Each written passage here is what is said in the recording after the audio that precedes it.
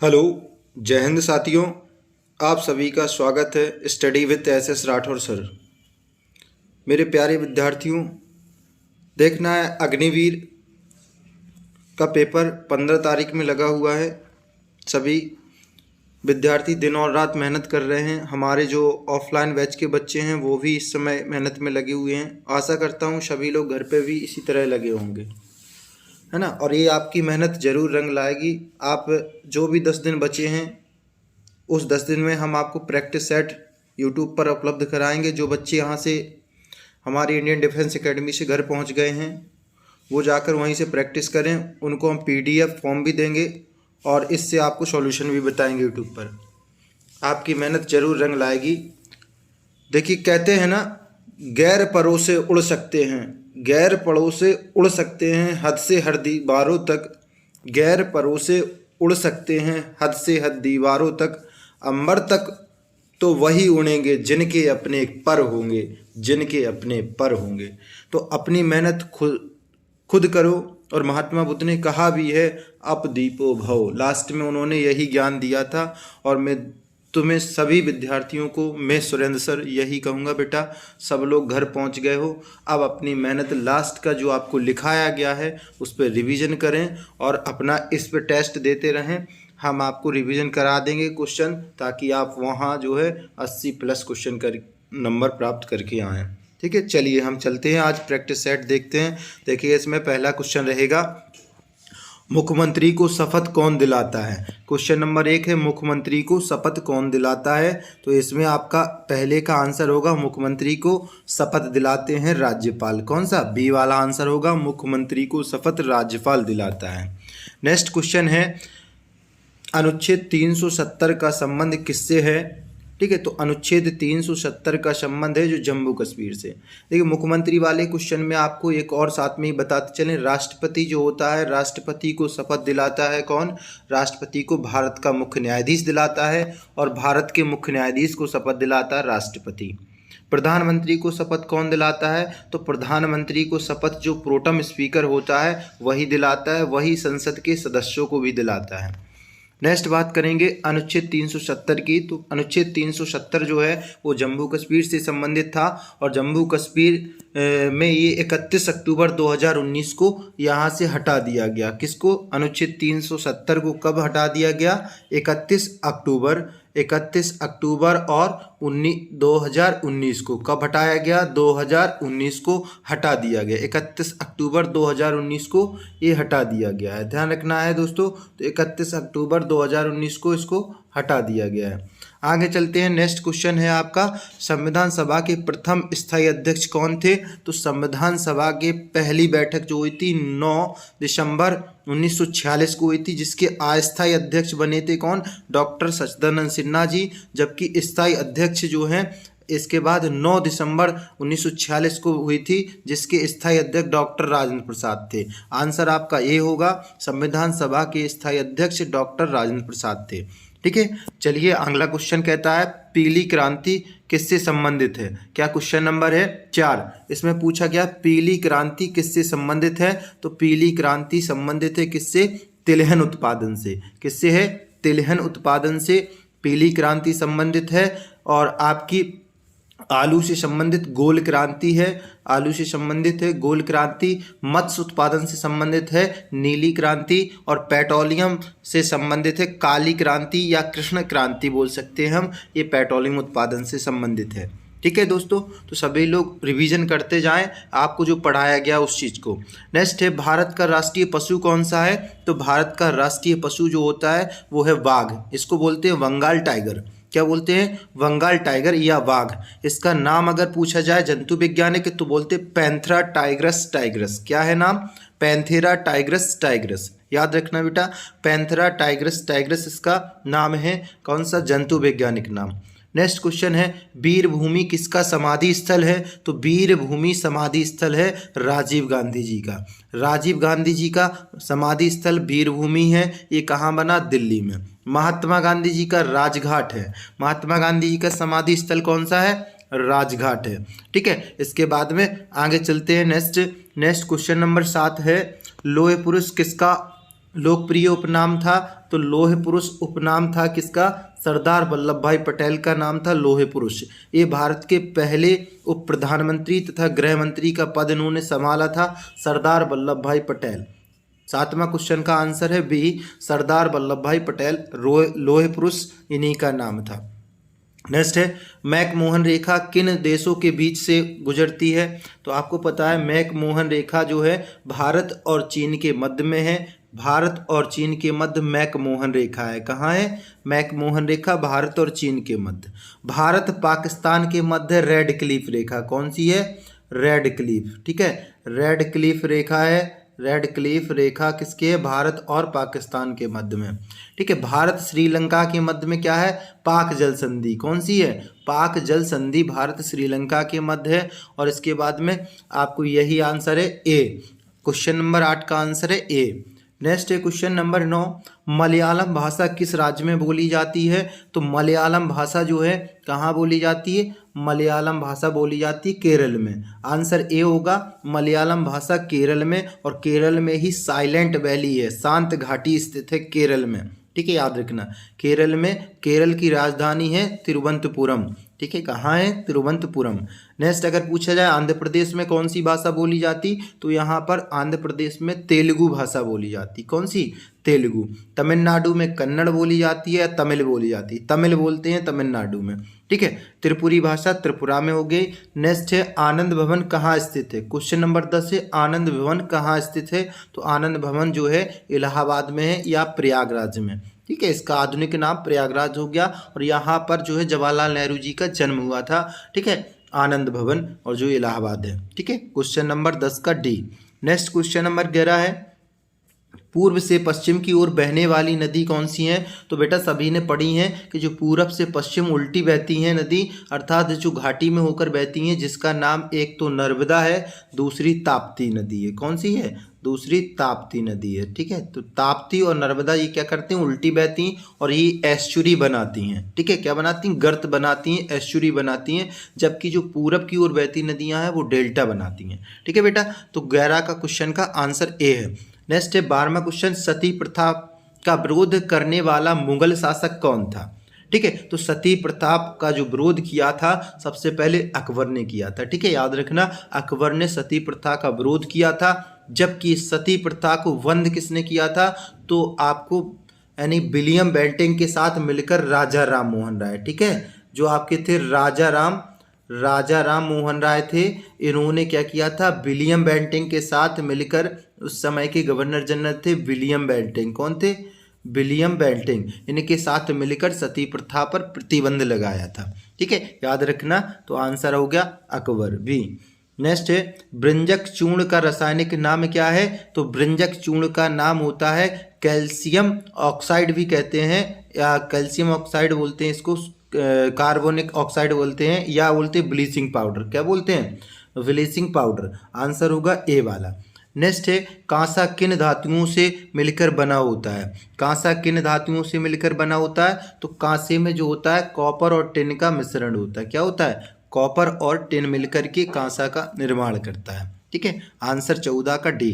Next है question number 15वां, methane gas का अणुसूत्र क्या होता है? तो मीथेन का आपको पता है, मेथ मतलब होता है एक कार्बन, तो मेथेन हो गए। मेथ एथ आए, अगर एथेन बोले तो C2H6, ठीक है। मेथ एथ प्रोप ब्यूट ऐसे आप पढ़ते हो ना, तो उसमें मेथेन पूछा है तो इसमें CH4। और मेथेन को क्या बोलते हैं? मार्क्स गैस भी बोलते हैं, इसे ही प्राकृतिक गैस बोलते हैं। ये पशुओं की जुगाली करने पर उसके मुंह से निकलती है, ये चावल के खेत से निकलती है, ये गोबर के उपरों से निकलती है। कौन सी? Methane gas.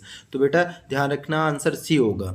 नेक्स्ट अगला 16वां क्वेश्चन, एक इलेक्ट्रॉन पर कितना आवेश होता है? तो एक इलेक्ट्रॉन पर आवेश जो होता है माइनस होता है, माइनस में, तो एक इलेक्ट्रॉन पर -1.6 × 10⁻19 ये इतना कूलाम क्या होता है? आवेश होता है।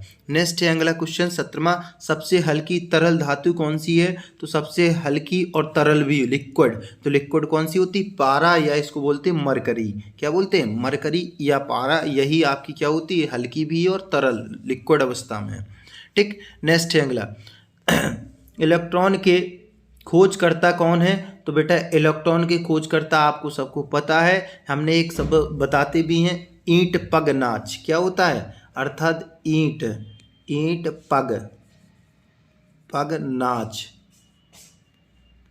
ठीक है, इसमें क्या हो गया, ई मतलब इलेक्ट्रॉन, जे थॉमसन, पग मतलब प्रोटॉन, ये आपके गोल्डस्टीन होते हैं, और आप नाच मतलब न्यूट्रॉन चैडविक होते हैं। तो याद रखना इसी क्रम में ये पूछा गया क्या था, इलेक्ट्रॉन के खोजकर्ता कौन है, तो जे थॉमसन। ठीक, नेक्स्ट क्वेश्चन, भविष्य का ईंधन किसे कहते हैं, तो हाइड्रोजन को भविष्य का ईंधन कहते हैं, क्योंकि सर्वाधिक जो सूर्य से एनर्जी निकलती है वो हाइड्रोजन ही कन्वर्ट हो रही हीलियम में। ठीक है, तो उससे बनेगा, तो भविष्य का ईंधन हाइड्रोजन को कहते हैं। नेक्स्ट है क्वेश्चन नंबर 20, कौन सी गैस पीने के पानी को शुद्ध करने के लिए प्रयोग में लाई जाती है, तो पानी को पीने के लिए शुद्ध करने के लिए गैस क्लोरीन का यूज करते हैं। क्लोरीन उसको क्या करती है, क्लीन करती है। आपसे पूछा जाए कि अगर जो टूथपेस्ट करते हो, ब्रश करते हो, उसमें जो टूथपेस्ट होता है, तो टूथपेस्ट में कौन सी गैस मिली रहती है, क्या मिला रहता है, तो क्लोरीन मिली रहती है, जो सफाई करती दांतों की। ठीक है, नेक्स्ट है अगला क्वेश्चन है, क्वेश्चन नंबर 21 है, फलों के मीठे स्वाद का कारण क्या है, फलों के मीठे स्वाद का कारण क्या है, तो फलों के मीठे स्वाद का कारण है फ्रैक्टोज। और फ्रैक्टोज एक ऐसा शर्करा है, अर्थात ऐसा ही किसमें आता है, फ्रैक्टोज को रखते कार्बोहाइड्रेट में, तो कार्बोहाइड्रेट है जो सबसे मीठी शर्करा। पूछा जाए सबसे मीठी शर्करा कौन सी होती है, फ्रैक्टोज होती है। दूध में कौन सी शर्करा पाई जाती है, लैक्टोज पाई जाती है, दूध में लैक्टोज पाई जाती है। ठीक है, नेक्स्ट क्वेश्चन नंबर 22 है, हीरे का 1 कैरेट किसके बराबर होता है। अगला क्वेश्चन नंबर 22 है बेटा कि हीरे का 1 कैरेट किसके बराबर होता है, तो 1 कैरेट बराबर होता है 200 मिलीग्राम के। क्या होता है, हीरे का 1 कैरेट किसके बराबर होता है, 200 मिलीग्राम के। ठीक है, 200 मिलीग्राम के बराबर 1 कैरेट होता है। और जो आपको पता है 24 कैरेट का हीरा था।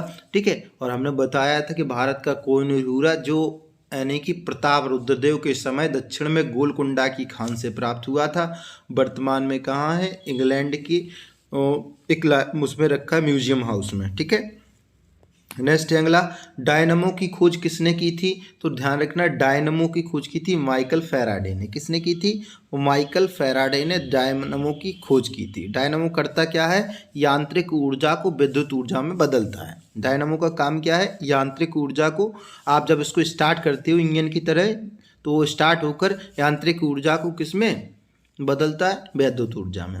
नेक्स्ट है क्वेश्चन नंबर 24, समय का मात्रक क्या होता है, तो समय का मात्रक होता है सेकंड है। ठीक है, समय का मात्रक क्या होता है, सेकंड होता है। आंसर डी, 24 का आंसर डी होगा।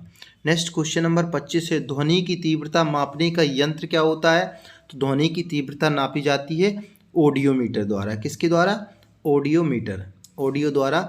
ये आपकी अगर पूछी जाए इकाई क्या होती है ध्वनि की मापने की, तो इसकी इकाई होती है डफशन। क्या होती है हाँ, इसको बोलते हैं डफशन। नेक्स्ट है अगला क्वेश्चन नंबर 26, पास आते हुए विमान की दूरी और दिशा ज्ञात करने के लिए किस यंत्र का प्रयोग किया जाता है, तो देखो दिशा और दूरी को ज्ञात करते तो रडार से हैं, लेकिन यंत्र का नाम पूछा है तो अल्टीमीटर। क्या बोलते हैं इसको, अल्टीमीटर। जो एक यंत्र होता है उससे रडार निकलती हैं, वो उसको देखता है। ठीक है, आपका क्वेश्चन नंबर 26 का ए आंसर। नेक्स्ट है क्वेश्चन नंबर 27, सीडी के रंगीन दिखने का कारण क्या होता है, तो सीडी में जो होता है जब कोई प्रकाश जाता है उसमें एंट्री करता है तो व्यतिकरण की क्रिया हो जाती है और व्यतिकरण वो रंगीन दिखाई देने लगता है। ठीक है, व्यतिकरण के कारण। परावर्तन कब होता है, जब किसी सतह से टकराकर प्रकाश वापस आए और हमें चमकीली दिखाई दे सतह, तो परावर्तन।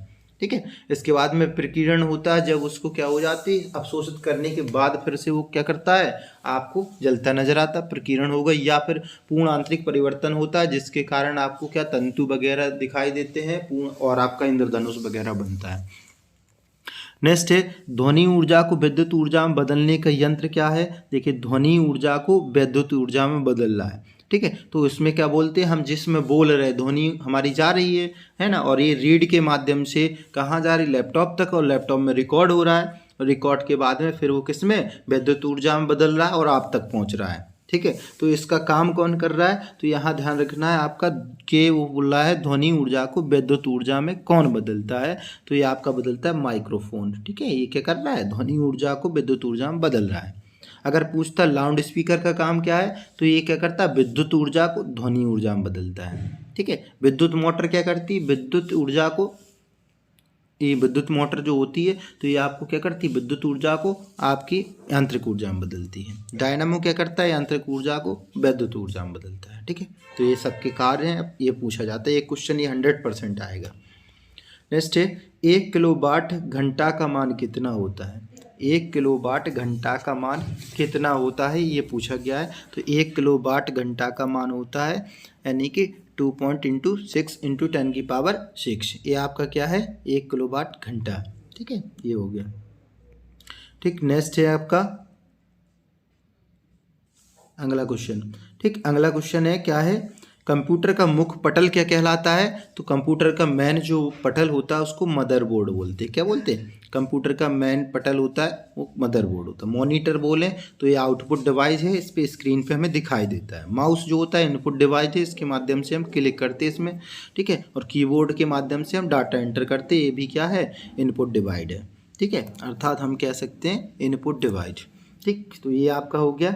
नेक्स्ट क्वेश्चन नंबर 31 है, शरीर में अमीनो अम्लों की संख्या कितनी है। तो बेटा मोस्टली आपको पढ़ाए जाते हैं जो इसेंशियल हैं 20 प्रकार के होते हैं, लेकिन 2 बाद में खोजे गए थे, वो अभी आप तक दिए नहीं जाते, कभी कभी टीचर बताते नहीं हैं। तो इसमें टोटल जो थे 22 अमीनो अम्ल होते हैं, इसमें से 20 इसेंशियल होते हैं जिन्हें आवश्यक ही होते हैं। ठीक है, तो आपका 22 आंसर सही रहेगा। नेक्स्ट है क्वेश्चन नंबर 32 है, इसमें पूछा गया विटामिन ए का रासायनिक नाम क्या है। तो आपको बताया भी था, विटामिन ए का नाम है रेटिनॉल।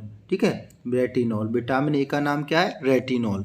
ठीक, इसके बाद में अगर पूछा था थाइमिन किसका है, तो B1 का नाम है थाइमिन। किसका है, B1 थाइमिन। हमने बताया था V1 थाई, B2 राई, V3 के नाक पर, B5 पीटो, B6 के प्यार में, B12 सोई, है ना, बी कॉम्प्लेक्स याद करवाया था।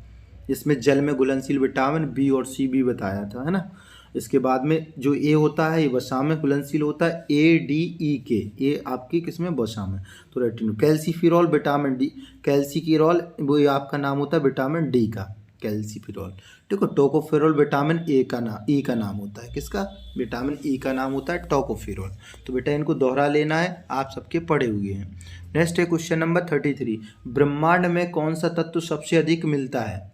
ब्रह्मांड में कौन सा तत्व सबसे अधिक मिलता है। तो ब्रह्मांड में सबसे अधिक तत्व कौन सा मिलता है, ये पूछा जाए तो पूरा ब्रह्मांड में पूछा गया। अगर पृथ्वी पे पूछा जाता तो आपका होता ऑक्सीजन, लेकिन ब्रह्मांड में सबसे अधिक कौन सा तत्व है, हाइड्रोजन।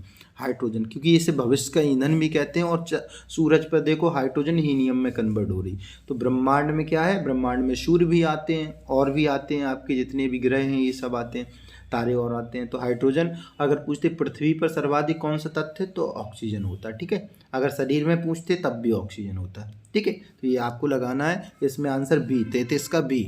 नेक्स्ट है क्वेश्चन नंबर 34, वह तत्व जो सभी अम्ल में विद्यमान रहता है। तो आपको पता है कि प्रोटॉन जो होता है H+ आयन, ये सभी किस में रहता है, अम्लों में रहता है, अर्थात H+ को बोलते हैं हम हाइड्रोजन।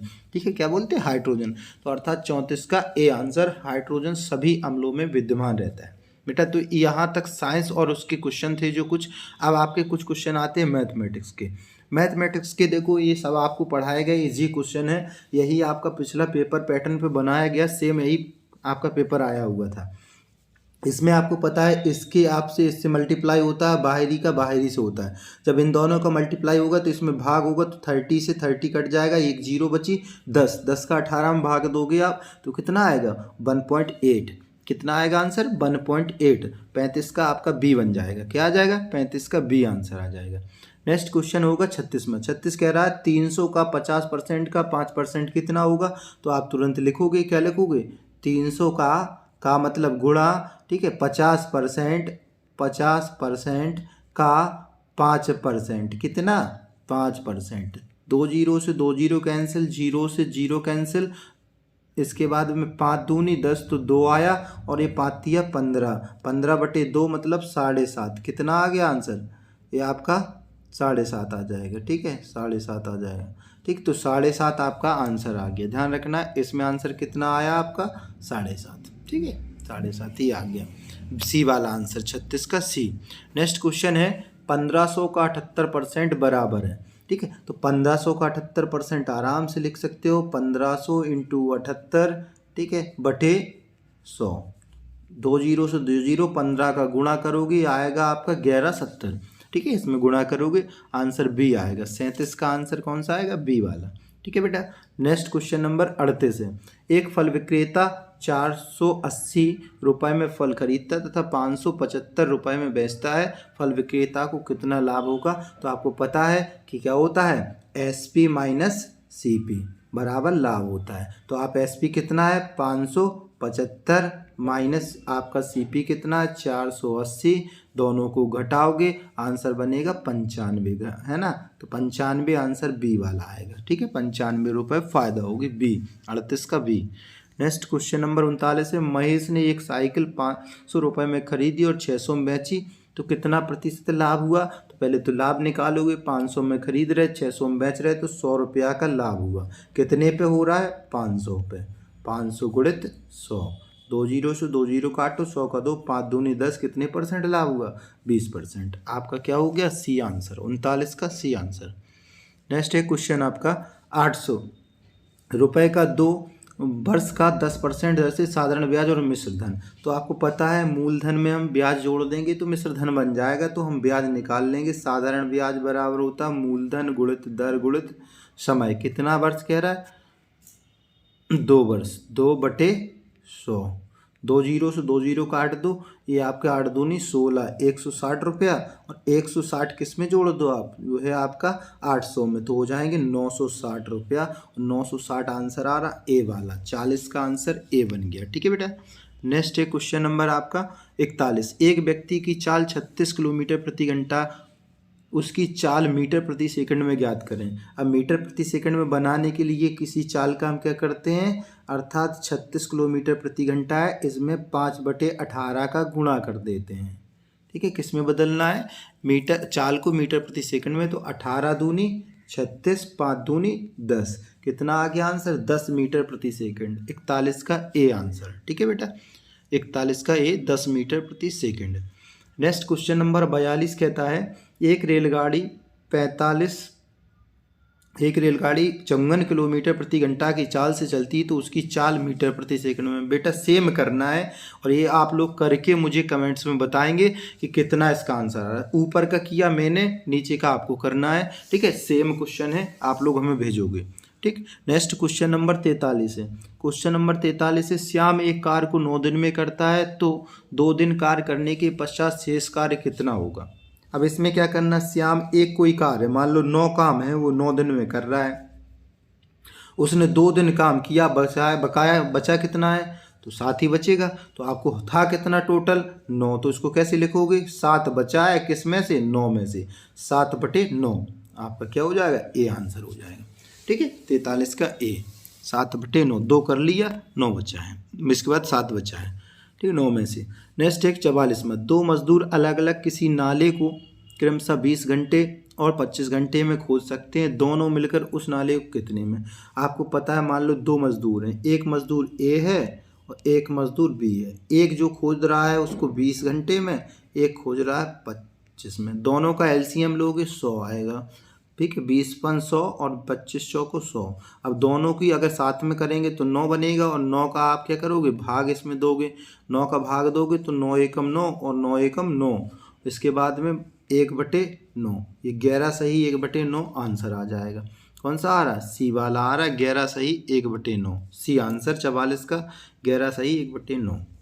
नेक्स्ट क्वेश्चन है 45 में देखो हमने बेटा यह समझाया है कि इसमें हमेशा दोनों के क्या करना है, गैप देख लेना है। इसका गैप देख लो, इसका और इसका देखना। इसके गैप में अगर 14 2 16 हो रहा, 2 बढ़ रहा है। इसका आपका 16 3 19, और 19 से यहाँ आपकी 24 बन रहे, तो 5 का गैप, और यहाँ आपके 7 का गैप। अर्थात हम कह रहे हैं तो कौन सी संख्याएं बनती जा रही हैं? 2 सबसे छोटी अभाज्य संख्या है, 3 भी अभाज्य, 5 भी अभाज्य, 7 भी। अब 9 अभाज्य, तो आपकी 9 नहीं लग के कितनी 11 लगेगी, 11 अभाज्य। नेक्स्ट अभाज्य कौन सी? 11। तो 31 में 11 जोड़ोगे तो कितना हो जाएगा? 42। 31 में 11 जोड़ोगे तो 42, आंसर सी बनेगा, ठीक है। 45 का आंसर कौन सा बनेगा? सी वाला बनेगा। 45 का आंसर सी, सब में अभाज्य संख्याओं का योग है।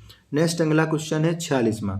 इसमें देखो, इसमें अभाज्य संख्याएं घटा दी गई हैं, आप देख सकते हो। इनमें क्या किया गया, पहले 2 अभाज्य घटाई गई, फिर 3 अभाज्य, फिर यहाँ आपकी 5 अभाज्य, फिर 7 अभाज्य, और अब यानी कि 11 अभाज्य। तो 11 घटाओगे इसमें से 93 में से तो कितना आएगा, 82। ठीक है, 11 हटाओगे तो कितना आएगा, 82। तो आंसर आपका कौन सा बन जाएगा, ए वाला। 46 का आंसर ए वाला। ठीक है, अगला क्वेश्चन 47 है। सरता का परिचय कराते हुए रमेश ने कहा, मेरे पुत्र का पिता इस महिला के इकलौते भाई का पुत्र है, महिला का संबंध किससे है। ठीक है, तो अगर देखो ऐसी कंडीशन में आप क्या कर लिया करो, उसने कहा सरता का परिचय कराते हुए, तो पहले सरता को ले लो। सरिता का परिचय कराते हुए रमेश ने कहा, मेरे पुत्र, कौन कह रहा है, रमेश। रमेश का कोई पुत्र था, सन मान लो।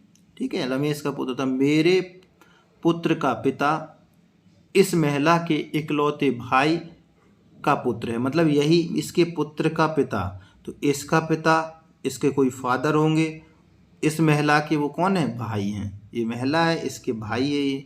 ठीक है, तो ये भाई है। नेक्स्ट आपको देखना है। ठीक, तो ये भाई हो गया, और भाई, तो अब वो कह रहा है इससे क्या रिश्ता है इसका। तो आपको पता है ये इसके पापा हैं, और ये आपके क्या है, पापा की। इसके बाद इसका रिश्ता पूछा है, इसका जो संबंध है। ठीक, रमेश का क्या संबंध, रमेश का पूछा है, तो आपको पता पापा की बहन कौन लगती है, बुआ। तो इसकी कौन हुई, बुआ। अर्थात यहाँ आंसर कौन सा आएगा, बुआ आएगा। ठीक है, तो यहाँ आंसर डी वाला आपका बुआ वाला आएगा। ठीक है, बुआ कौन सा होगा, बुआ। सरता जो है रमेश की कौन लगती है, बुआ लगती है। नेक्स्ट है, एक कोड भाषा में सीरियस को इतने लिखा जाता है, SERIES को इतना लिखा जाता है। तो ऐसे क्वेश्चन लगाने के लिए बेटा हमने आपको एडवाइस दी थी कि सबसे पहले इनकी कोडिंग कर दिया करो। कोडिंग करोगे तो 19 आएगा, 5 आएगा, 18 आएगा, 9 आएगा, 5 आएगा, और आपका फिर 19 आएगा। क्यू के लिए करोगे तो आपका 17 आएगा, 3 आएगा, 7 आएगा, 20 आएगा, और 7 और 21 आएगा। तब आप देखोगे कि इसमें क्या हो रहा है, पहले 3 अक्षरों में क्या कर दिया गया है, इनके पहले जो 3 अक्षर रहे हैं उसको उल्टा किया गया है, और अंतिम के 3 उल्टे किए गए हैं, और उनको 2-2 के घटाते हुए क्रम में क्या कर दिया, अरेंज कर दिया है। और लास्ट वालों में 2-2 जोड़ के ऐड कर दिया है। ठीक है, पहले के 3 उल्टा करके घटाओगे 2-2, लास्ट के 3 उल्टा करके जोड़ोगे 2-2, आपका आंसर बन जाएगा। जैसे कि हम बना लें, ई वाला बनाओ। ई है, एक्स है, पी है, ई है, आर है, और टी है। इसका क्या किया उन्होंने, ई बराबर 5 होता है, तो 5 होता है, इनको यहाँ से तीनों को पलट दो। क्या हो गया, पी हो गया, एक्स हो गया, ई हो गया। इन तीनों को पलट दो तो आपका टी हो गया, आर हो गया, ई हो गया। 3-3 पलट दिए। अब क्या किया इन्होंने, अब इनमें 2-2 इसमें जोड़े हैं, इसमें 2-2 घटाए हैं। ठीक है, 3 में आपके जोड़े हैं, और इसमें क्या किए हैं, घटाएं। तो P के बाद में 2 जोड़ोगे तो R आएगा। क्या आएगा, R। फिर P की आपके X। ठीक है, इसके बाद में यहाँ हो गए। इसके बाद अगला क्या हो गया, इसको आपने फिर से घटाया है। ठीक, तो 23 होते हैं, और 23 के लिए आप क्या रखोगे, यानी कि Z रख दोगे। 3 ही आपके हो गए, 3 आपके R हो गया, यहाँ आपका हो गया Z। ठीक, इसके बाद में Z हो गया, 2 जोड़े हैं ना। इसके बाद P Q R 2 जोड़े, X Y Z 2 जोड़े, E के बाद F G कितने जोड़े, 2, तो G हो गया। यहाँ T वाले में आ जाओ, तो T के बाद में आपका क्या आ रहा है, 2 घटाओ, तो घटाया तो R आया। इसके बाद में क्या किया है इन्होंने, फिर से घटाया है 2, तो R में से 2 घटाओगे क्या आएगा, P आएगा। यहाँ आपका C आएगा। अब इनको फिर से अरेंज वैसे ही कर दोगे तो ये आपका बन जाएगा क्या, यानी कि ये बनेगा RP C RZ। इनको सेम लगा दो, इसको तीनों को उठा के यहाँ लगा दो, इनको यहाँ लगा दो। जब यहाँ बेटा उसमें बन नहीं रहा है तो आपका आंसर आप बना के देखना कौन सा बन जाएगा। इसी में आंसर आपका बन जाएगा PRPC, कौन आ रहा है, RPC RZG। जी वाला आपका फिर से आ गया V, 48 का V। नेक्स्ट क्वेश्चन है 49। जो संबंध कान का सुनना वही संबंध नाक का। आपको पता है कान से हम सुनते हैं, नाक से क्या करते हैं, सूंघते हैं। कोई और कुछ तो नहीं करता है, नहीं तो नाक से देख रहा हो, है ना। कहो सर जी आप तो पीछे से देख लेते तो हम नाक से नहीं देख पाएंगे, है ना। चल ठीक है, आगे चल। 50वां क्वेश्चन है, कह रहा है AYRRZJ बराबर इतना है तो इतनी देखो, इसमें भी आपको कोड देना है, और कोड जब दे लोगे तो इसमें आपका जो है क्या क्या किया गया है, इसमें भी सीक्वेंस लगाना नेक्स्ट वाला। इसमें सिर्फ है दो दो जोड़ते जाइए, दो जोड़ोगे आंसर मिल जाएगा। कैसे? जैसे आपको ए में दो जोड़े सी आ गया, बाई में दो जोड़े ए आ गया, आर में दो जोड़े आपका टी आ गया, ऐसे जोड़ दो। एन के बाद ओ पी, पी आ गया, दो जोड़े तो पी। इसमें कुछ नहीं करना, एक ही अक्षर देखना आंसर मिल गया, क्योंकि पी किसी में है नहीं शुरू में, आंसर सी हो जाएगा। 50 का आंसर सी हो जाएगा।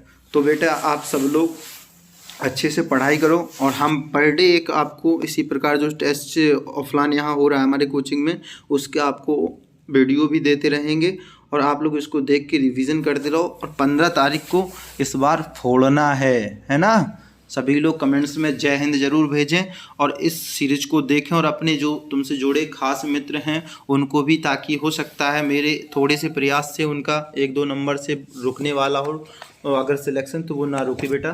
तो सभी लोग इसको शेयर भी कर सकते हो, अपने मित्रों में बांट सकते हो। ठीक है बेटा, ओके, थैंक यू, जय हिंद।